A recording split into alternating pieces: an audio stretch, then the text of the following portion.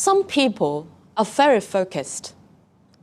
They could find their own and only passion for life, their true calling. Think of Beethoven. He devoted his whole life to music. Even after he became deaf, he still continued to compose. Or Van Gogh. Well, he also had some ear problem, but that's not the point. He continued to paint and paint, even after so many struggles. Even he only sold one drawing in his whole life to his brother, the greatest artist of all time. Imagine it is a video game. Each character have its own skill chart. These focused people, their skill chart would be like this. Very narrow, but focused, and they could optimize their ability. There are some other people, they are very diverse. They could be skilled at all tasks that they attempt, have a wide-ranging knowledge in every different field, and become the master of each field. Leonardo da Vinci. He is a writer, painter, sculptor, an architect, theorist, and more. Or Benjamin Franklin, a writer, a printer, a publisher, a statesman, a diplomat, a political philosopher. Most of them are geniuses. And the skill chart would be like this. Almost occupy the whole chart. And for most of us, our skill chart would be like this. Quite general in every aspect, maybe good at one or two things, but not yet the master of them. Familiar? Now, if you are the player of the game, which character would you choose? If you want to be a focused person, congratulations, you have your true calling. What you need to do is to sharpen your skills. But if you are a very diverse person, like most of us, we don't want to focus on one thing because we were distracted by all the other different things that we were interested in. So what should we do? Should we learn new things each year, get the certificates, update on LinkedIn, and that's it? Jack of all trades, master of none. The danger of being a generalist is becoming too general. Who wants to be someone who could do many things but not particularly good at any of them? But nowadays we know that knowledge and skills are getting more and more interconnected. So being a specialist alone might not be enough. So what should we do? Malcolm Gladwell, in his book, mentioned that we need 10,000 hours to acquire new skill. 10,000 hours. What is the concept of 10,000 hours?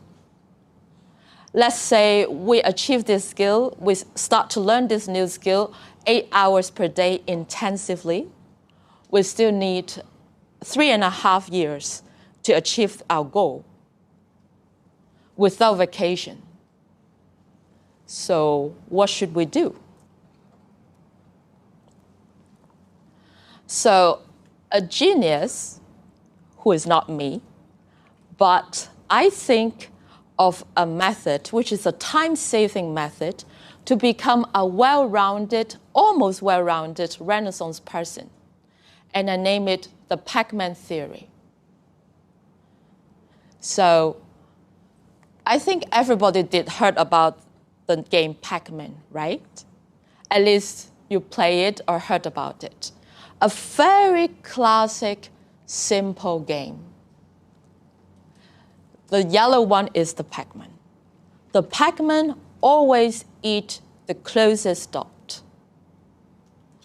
So the rules of game is we could control the Pacman, go left or right, up or down, but always eat the closest dot. So before we get into the theory, let's list out what kind of knowledge we want to achieve. I will use myself as an example.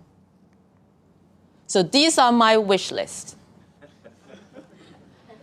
15 items. How many 10,000 hours I have? And where should I start?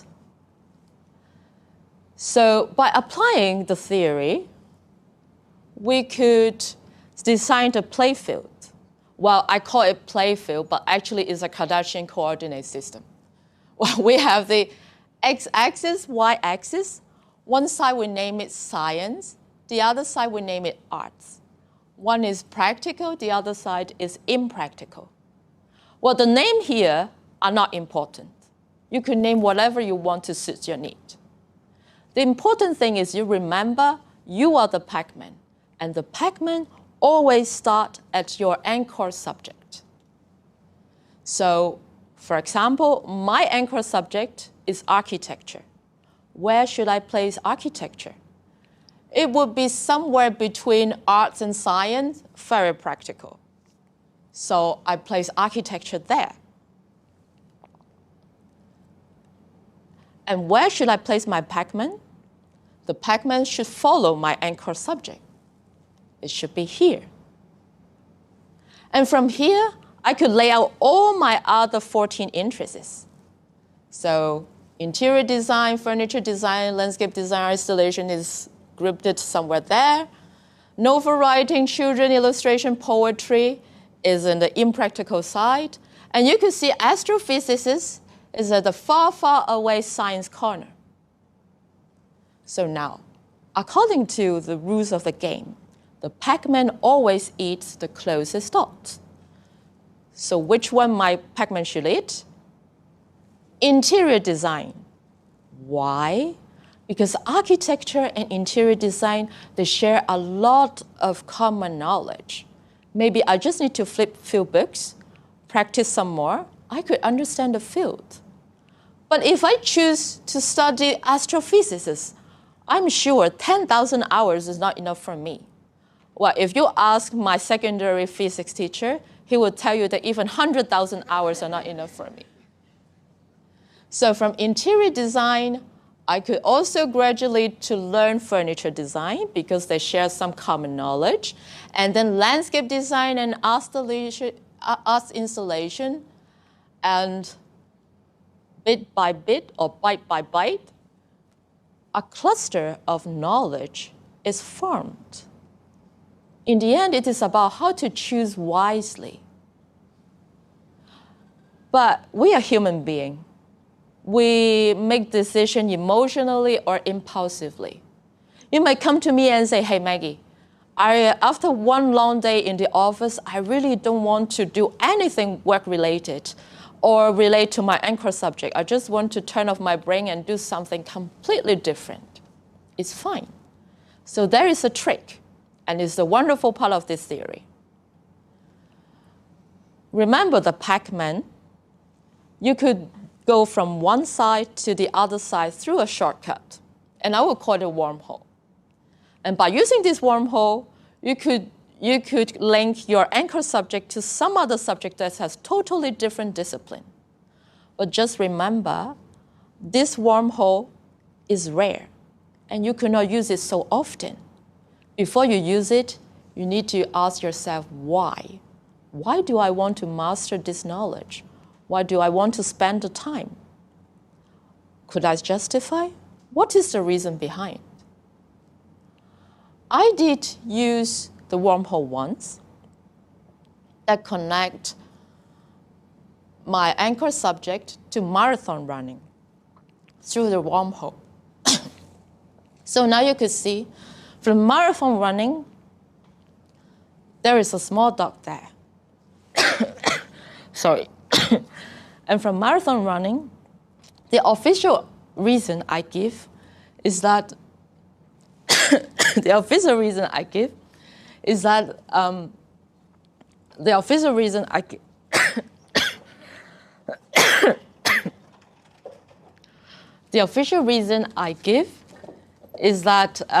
thank you very much.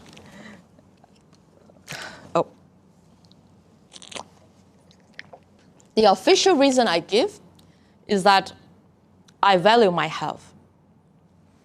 But of course, I think it is cool. And so the trick is, from this small dot, the Pacman could also start to eat the closest dot, which is yoga. So you see, a small cluster of knowledge is formed. Maybe one day, this small cluster of knowledge could join the big cluster of knowledge, and we could become an almost polymath. And if you ask me, what is the symbolic meaning of those ghosts chasing Pacman in the game? And I would say it represents times, and our times is ticking. Thank you.